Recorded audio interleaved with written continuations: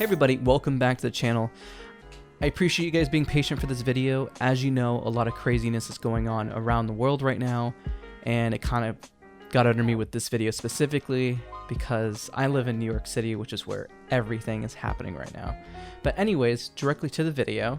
This is an important video because I want to talk through my aiming history. And the reason why I'm talking through it is because I want to talk about all the good things I did, but also all the bad things. Things that I had to work on later because they were bad habits or they made me a worse player and I realized it only later.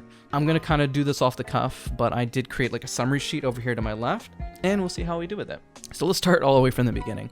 Obviously there's not a whole lot of bad habits you can build. Obviously if you're watching this video and you're perhaps very young, the plus side for you is that all the technology really exists from, you know, mouse pads are a lot more intricate and you can get one specifically for your desire and needs. And also you can get custom mouse feet, you know, they might have had those back in the day, but it's not like anybody really got any of those. You know, mice back then had balls, not the type that we're talking about, but they had, you know, you had to clean it, and also even with like trackballs. Even I used a trackball at one point.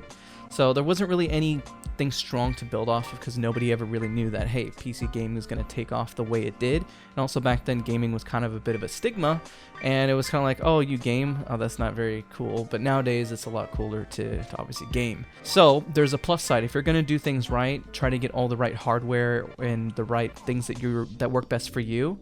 And that would be one of my first go-to advices. Obviously, I started really taking gaming or first-person shooter seriously just about maybe 5 years ago. Before that, just to kind of highlight real quick, I went to school, focused on IRL school and your health first, obviously. But when you practice, try to get practice in.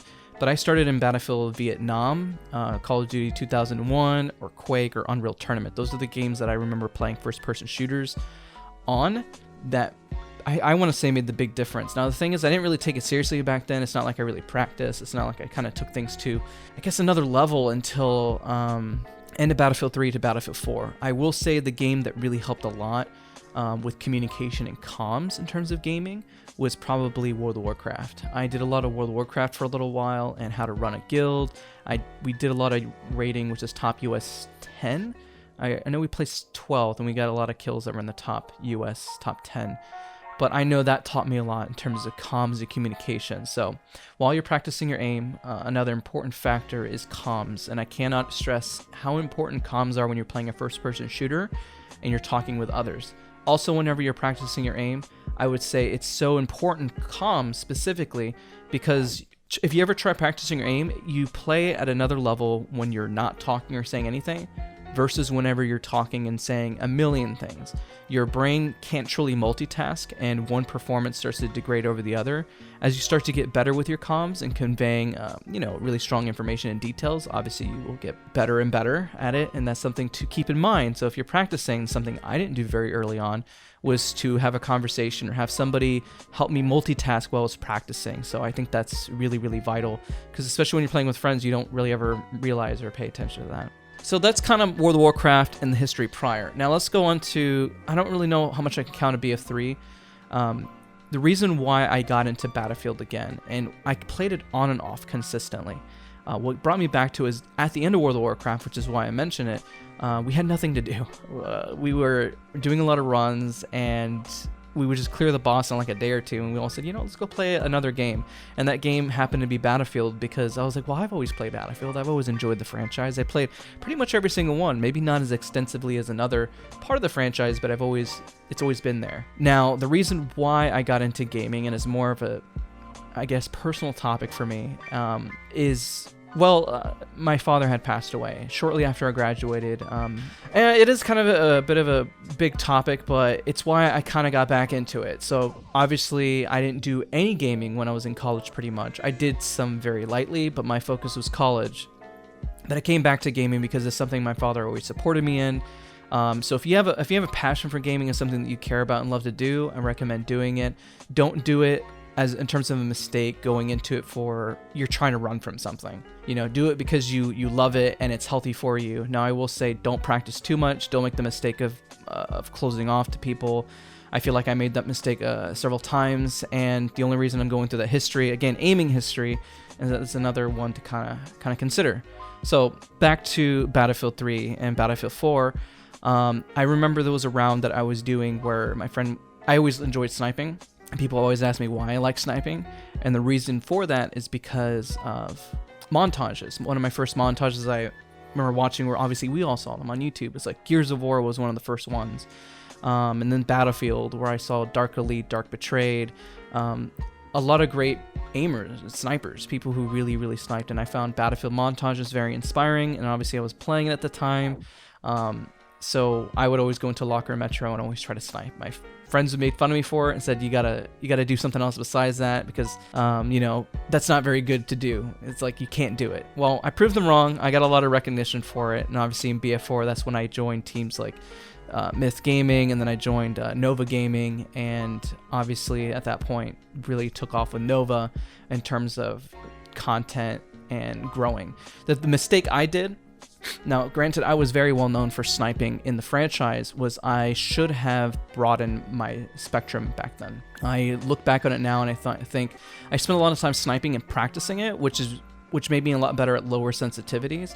But sometimes I look back and I think, or I wish that I was more open to other play styles. I will admit, during Battlefield 1, I remember being at EA Play, and I said, I'm going to be one of the best sniping in BF1.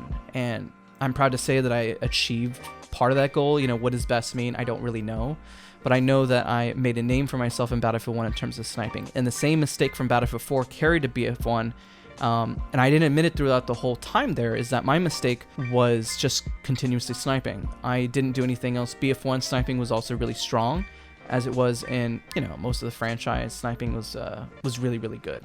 You know, things to learn from there: obviously widen your spectrum and utilize different guns to encompass all parts of aiming. You want to utilize sensitivities that are super slow, but you obviously want to use ones that are super fast. Also, mistakes that I did during this time period, as I copied sensitivities. While I did have a lot of success, and you obviously probably saw during Battlefield 4 and Battlefield 1, I did really well, but I didn't necessarily know what I was doing. I remember there was a moment on stream that somebody said in BF1 that said, you can't handle that sensitivity.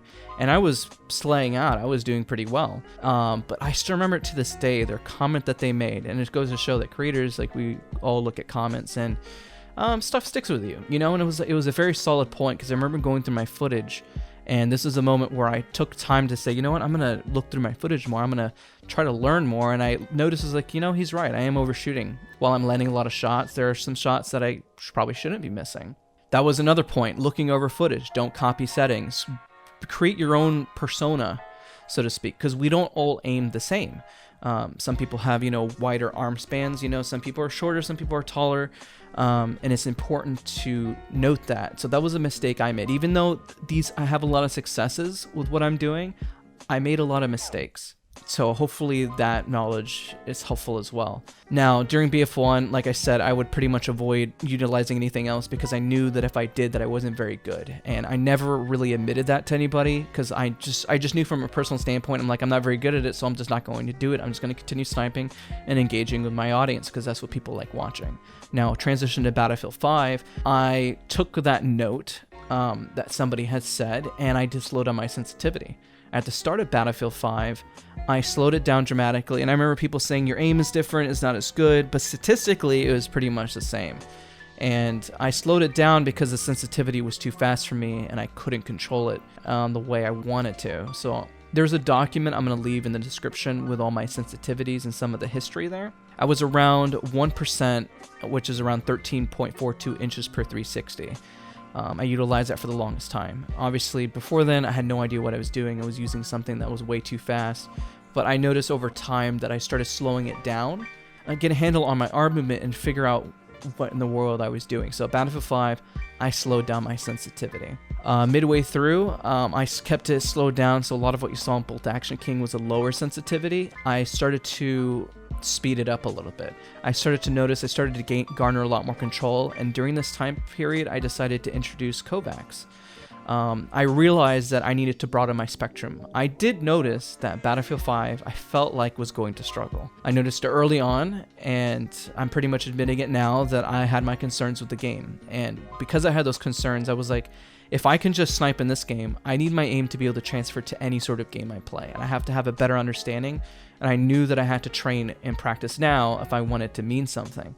So at this point, we're already like 4 years in, because obviously Battlefield 4 was like 2 or 3 years, and Battlefield 1 was another 2, and then boom, here we are on that 4 or 5 year mark, which means like, okay, it's not all those years were a waste.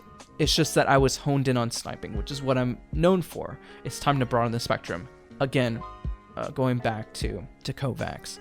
So I started to put some aim training. I had no idea what I was doing in terms of aim training. I just started using scenarios and doing a lot of reading, changing FOVs, and I invested more into learning what a field of view is instead of copying, again, mistake, copying settings.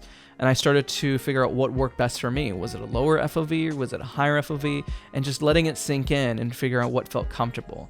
What started to work for me is I really started to embrace inches per 360. Regardless of whatever FOV is thrown at me, I'm comfortable knowing that my arm and hand are going to move a certain distance. And the best way I always describe it, as my previous tutorials, is that it's like a camera. When somebody is super zoomed in, obviously they look larger. When somebody's super zoomed out, then they look smaller. That's just, how cameras work, and the same thing happens with FOV. So during that time period of Battlefield 5, I started to understand my field of view, and everyone on stream started to notice I kept changing settings constantly, and it was because I needed to improve. I knew that I had to get better, and I started to branch out.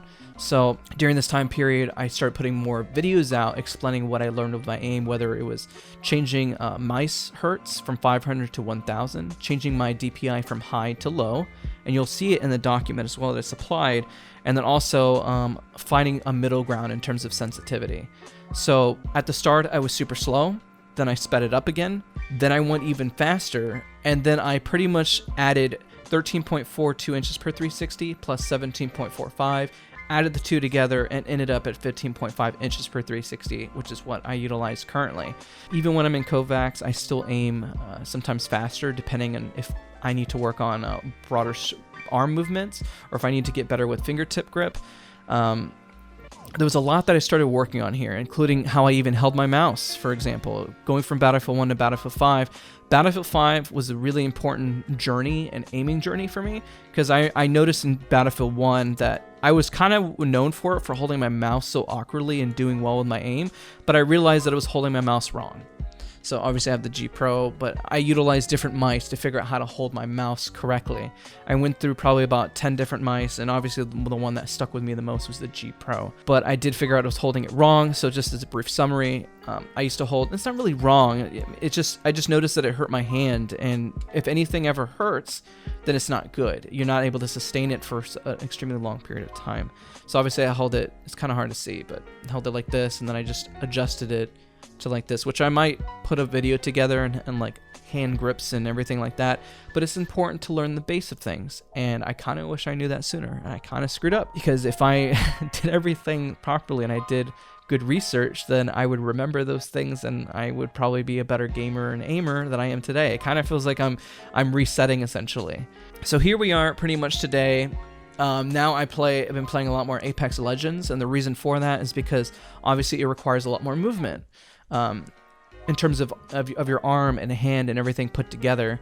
So because I'm utilizing everything more, Battlefield is very 180 cone, like everything is kind of in front of you. Even on Conquest, players are very oblivious, so it's not like anybody's going to do a complete 180 on you, or there's going to be somebody flanking you, and whenever it does happen, you can always anticipate it because of where the capture zones are. Apex, obviously Battle Royale, you have to be on your toes at all times, as is with most Battle Royales. So that's why I kind of have Apex Legends on this list to kind of talk about, and obviously the future, because I don't really know necessarily what shooter I want to focus on the most. I still love Battlefield as a franchise, but we all know that Battlefield is struggling, and I feel like I can learn most in terms of my aim with other shooters, and it's why when I play Battlefield, I don't really know where the future is with it. But things to kind of summarize this video. I know this is very long, and I really, really hope that it was informative for you, the viewer, to hear my mistakes. Mistakes throughout my history is obviously do your research and get the right equipment that feels comfortable for you. Research your grip styles. Don't be afraid to experiment. Once you have something that works for you, don't be afraid to go the opposite spectrum of things, just to test it out, to understand maybe SoaR might do this better for me. Don't stay stuck in your ways, but whenever you make a change, have a reason why you're going to make the change, and it's going to make you a much better player. Also, I don't know if I already mentioned it, but don't copy settings. Just understand what you're researching or settings that you are untaking. If somebody uses certain settings, understand why they're utilizing a certain setting, and it's going to make you a much better gamer. You can stay stuck onto one game, but also be sure when you're practicing that you're broadening the whole spectrum of like 360 aiming, whether it's 180, and how you handle different situations, because you can be really good at handling a situation right in front of you, but as you broaden that whole spectrum in terms of full 360, how you handle the situation, it's going to be pretty massive, and that's why people change sensitivities when they go from various game to game. The future. Obviously, I use aim trainers. I forgot to mention this, like Kovacs and Aim Hero. I no longer use Aim Hero. I use Kovacs because it's definitely a lot more in depth. Let's kind of wrap this up. I know this has been a very long video, but I really hope this is helpful for anybody out there to really think about your aim and how I started thinking about it. I'm set on the G Pro. That is my go-to mouse. I don't think I'm going to switch. I've probably used about 10-14 different ones. I have my mouse pad, which is the Artisan Hind Mid. I've probably gone through about 14 different mouse pads too. I focused on my posture. Granted, I'm kind of like slashing the video because I'm just chilling, relaxing, talking with you guys. I'm not sure what game is going to be my main focus. Maybe I'll just keep dabbling, but my focus is obviously to keep improving and getting better. By the time I release this video, I'm gonna list out all my stats that I have so far in Kovacs, and a year from now, I would like to top all those stats. There's a Discord that I'm a part of called Sparky Discord that's all about improvements, and I really love. There are some benchmarks that they have, and I'm going to showcase them with you. Right now I'm a diamond ranked in there. I would like to hit master rank. That's one of my goals. We're going to see how far we get. Even as I made this video last week, I've already topped a lot of my scores, but I'm going to track, since last week was whenever I really wanted to get this video out, but I'm getting it out to you now. I want you guys to join me on this journey, and let's see how good I can really get my aim and how good you can get your aim. Again, I'm still working on losing weight. That's the focus. Hopefully you kind of see it. I'm definitely been eating better. I'm trying to reset. I've talked about how stress and the problems of aiming can really get to you. And yeah, that's really the whole video. Again, I hope you guys found this helpful.